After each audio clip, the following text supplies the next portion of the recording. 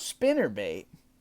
What is that thing? That's the goofiest looking thing I've ever seen. And why, when I take people that don't ever go bass fishing, they always say, like, yeah, spinner. Yeah, that spinner. Yeah, I know what a spinner is.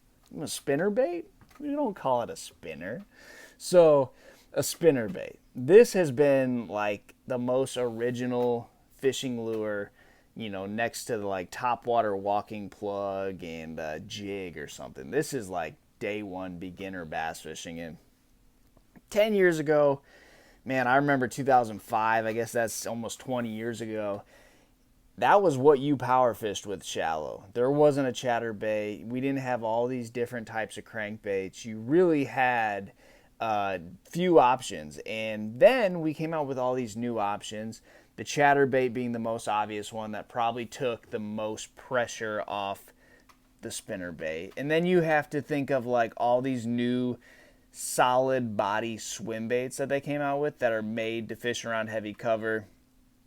The one that comes to my mind would be like the skinny dipper, where it's a solid body. You can put it on a jig and swim it. You can put it on just a single hook. There's a lot of options, and that tail on that swim bait could really about put off as much vibration as a spinnerbait. So that kicking tail was what kind of replaced the vibration from the blades, and it was a lot more efficient.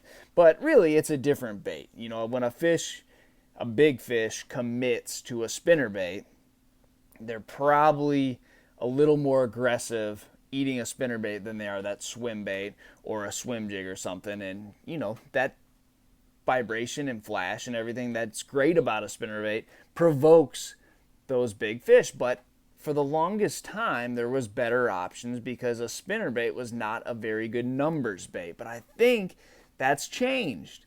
I don't like to give that secret away, but I really think a spinnerbait gets almost as many bites as a chatterbait, and the size, the quality that comes with a spinnerbait is far, far better.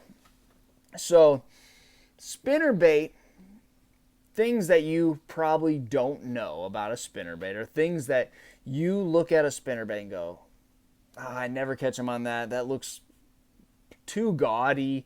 It just doesn't look right. So, that's the first thing I got to tell you about a spinnerbait. When you cast it out there, obviously it's very conditional.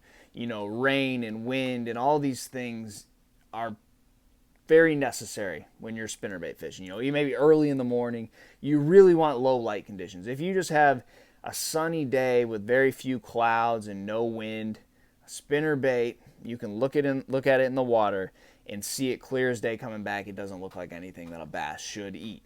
So those aren't the days you want to throw it. Those are the days where, you don't need a spinnerbait. But the days where you have a lot of wind and you look down in the water and you see that spinnerbait coming back to the boat, you're winding it in, you want to barely see it. You want a silhouette of what looks like almost bait fish. You want some flash. Obviously you're going to be feeling the thump in your hand, but you want to just barely see it. When you look down in the water, it just looks like a bunch of bait fish swimming around. That's really the days you want to throw it. So when you're out there fishing a spinnerbait, when you reel it back to the boat, if you can see it clear as day, then you either need to be fishing it a whole lot faster or you don't need to be fishing it at all. So that brings me right into what size spinnerbait. And they make two sizes, 1/2 ounce and 3/8. If you listen to other videos, guys talk about spinnerbaits that really know spinnerbait fishing, they'll say, I throw a spinnerbait 1/2 ounce 90% of the time. Well, the reason for that is a 1/2 ounce you can do everything with. If you want to fish it fast up on top and without those blades coming out of the water, that's the right size. If you want to slow roll it on the bottom, you just keep that rod tip up, keep that line tight, reel it real slow. Those big blades will keep it off the bottom. Middle of the water column, you want to yo-yo it, do all those things. 1/2 ounce does all those things. 3/8 is really only good if you need to fish it slow, but also you want to keep it like out of grass. That's really the only time that I've ever found the need for 3/8 is when I want to fish it slow and I'm trying to keep it out of cover. And maybe if you were fishing around a lot of mud or something, you're down in Florida, the mucky bottom, then a 3/8 might be the right size. But for me, grass, or it's going to be a ½ ounce. And I'll even throw a ½ ounce in grass, but that ½ ounce, you can just do so much more. It's a lot easier to know what water column you're bringing back, because a lot of times when you're spinnerbait fishing, probably the best scenario for spinnerbaits, I know I'm jumping around a lot, but the best scenario for a spinnerbait is when you have falling water, and keeping that spinnerbait in the perfect water column that you'll figure it out through the day. They're not right on the bottom, they're not up on top, they're kind of somewhere in the middle, and you can just feel that spinnerbait right in the right zone. There's really no other bait like that where you can keep it right in that perfect zone. Yeah, when you're talking about blades, when you're talking about the wire and all that stuff, for me, vibration is king. Vibration is the obvious reason that I'm throwing a spinnerbait, and I want a lighter wire. Now, most spinnerbaits come with a thicker gauge wire. That's great if you're going to be bending that wire around, you're hanging it up. Maybe if you're getting it in grass and it's getting stuck all the time, or you're new to spinnerbait fishing, that thicker wire is probably smarter. But for me, the lighter wire gets more bites, gives off more vibration. It's also a double-edged sword when it comes to tournament fishing, because that wire will break. So when I'm in a tournament, it's a fresh one out of the pack. Every time I catch a 5-pounder, it's a fresh one out of the pack, and that's just going to become, that spinnerbait that just caught the 5-pounder is going to be a play, fun fishing or practice spinnerbait. It's always a fresh one for me. So that's the wire. Vibration, more vibration equals more bites. Now, I am not a fan of willow leaves. I don't like the way they throw in wind, and if I'm going to be throwing a spinnerbait, I'm fishing for bigger bites, and I don't feel like the willow leaves are going to get me the bigger bites.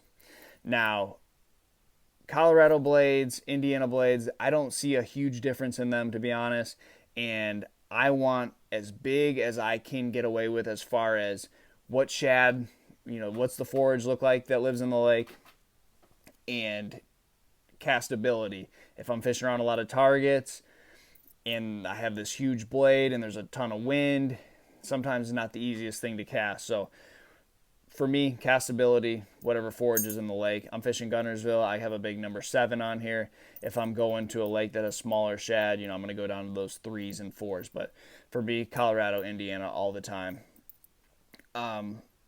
Back to what I was saying earlier about when you look down in the water and you see, does it look like a bunch of shad coming back to the boat, or does it look like plain as day spinnerbait coming back to the boat? So for me, that skirt, that's no good. I would be pulling the skirt down and ripping pieces off, cutting with the scissors. I want this to look as realistic as possible, and that to me does not look realistic. That looks like it just came out of a factory somewhere, and that's a no-go for me. So that's the whole setup right there. Now, rod and reel, I like a short rod, medium heavy. It can be slow, it can be fast. It really is just kind of how easy is it to cast, what kind of targets are you fishing.